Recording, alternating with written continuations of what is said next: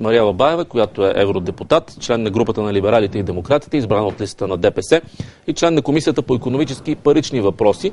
Едни теми, по които най-много се говори напоследък, не само в Европа. Знаете защо. Здравейте, госпожа Баева, добре дошла. Здравейте, благодаря за поканата. През последната седмица имаше една новина, че евродепутати предлагат особен контрол над България и Румъния. Едва ли не на всеки 3 месеца Европейската комисия да се отчита пред парламента какво става с фондовете. Знаем тази болна тема и все повече хора се притесняват за това как се харчат парите на европейските данъкоплатци. Как стои въпросът? Тъй като тази идея е адхок, не бих я коментирала на този етап. Нека да видим как ще се развие процеса в парламента. Дискусии, тъй като ще има различни гледни точки, ще има сблъсък на гледни точки и в последствие бих искала да коментирам специално този въпрос. Но факт е, че има ваши колеги, които предлагат подобни неща. Да, верно. От кои държави са те предимно? Защото знаем, че някои от партньорите са доста по-критични, други са по-либерални, допускат повече неща. Разбира се, но бих казала от старите страни членки на Европейския съюз. Старите? Холандия, Германия? Да. И не само. Няма доверие. В изречението на Европейската комисия пише, няма гаранция, че няма политическа намеса. В изречението на Европейската комисия пише, че са установени високи степени на нередности. Да. Да. И средствата бяха безвъзвратно загубени. Това са тези средства, които вероятно вие визирате. За други аз не зная. Какво не Това беше моята мисъл. Тъй като вие попитахте за замразени средства, аз се отнесох към въпроса ви, като обърнах внимание на 220 милиона евро, които безвъзвратно са загубени. Да. Изключително спокойствие излъчвате, все едно няма никакъв проблем. Проблем съществува. Спокойствие, да, вероятно излъчвам, така съм възпитана да се владея. Какво предстои от тук нататък е по-важно. Разбира се, всички ние като общество сме критични към това, че не съумяхме и ние да... Не сме ние като общество. Конкретни хора не са свършили някаква работа. Напротив. Нека да погледнем и една друга хипотеза. Все пак, за съжаление, покрай твърде интересни проекти, вероятно, покрай тези проекти, за които не се получи финансиране, вероятно са отпаднали други, които са били от така сериозна значимост за съответен сектор или съответен регион на страната. Там е безпокойството ми.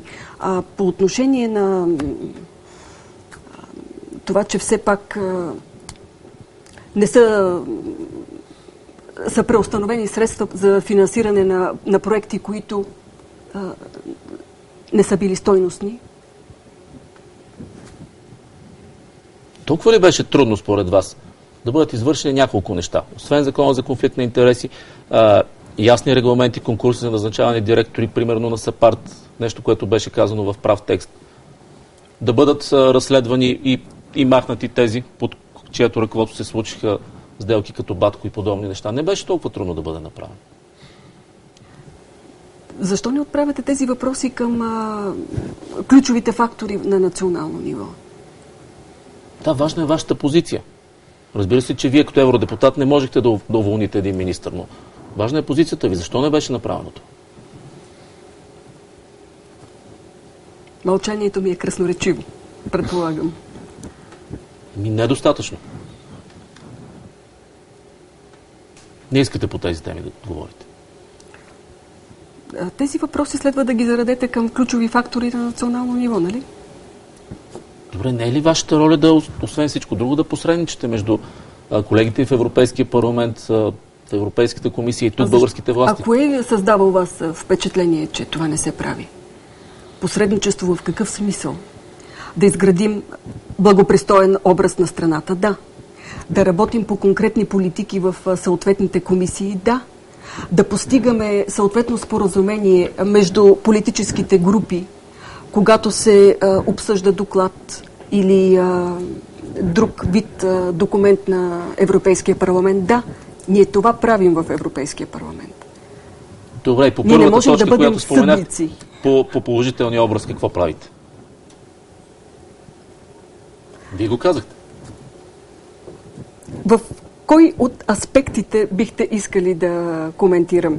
Дали по отношение на икономическата криза, да кажем, какво направих аз конкретно като представител на България в Европейския парламент, в Комисията по икономически и парични дейности, или образа на България. в социалната област, когато така, все пак фокусирахме вниманието върху случая Могилино и се предприеха конкретни стъпки. Образа на България и защо ваши депутати проявяват нездрав интерес и спекулират, цитирам ви. Мои депутати, аз нямам мои депутати в Европейския парламент. Кажете сега, за образа на България какво направихте? За да не изглежда най-корумпираната страна в Европа.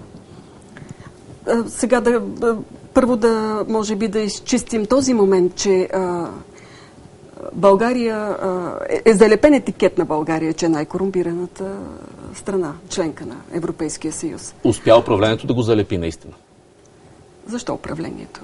Кой го залепи? Останалите важни фактори в страната. Защо управлението? Кой го залепи тогава този Защо етикет? Управлението? Добре, да не е управлението. Кой? Кой залепи етикет? Кажете, вие твърдите, че е залепен. Да, защото на мен не ми е приятно да оприличават страната ми с държава, в която няма правила на играта, осъществяват се практики, които са непочтени, нечистоплътни. Не бих казала, че това е основният елемент в образа на страната ни. Ни най-малко. В този смисъл в Европейския парламент се опитвам да изтъквам точно обратната страна на Луната.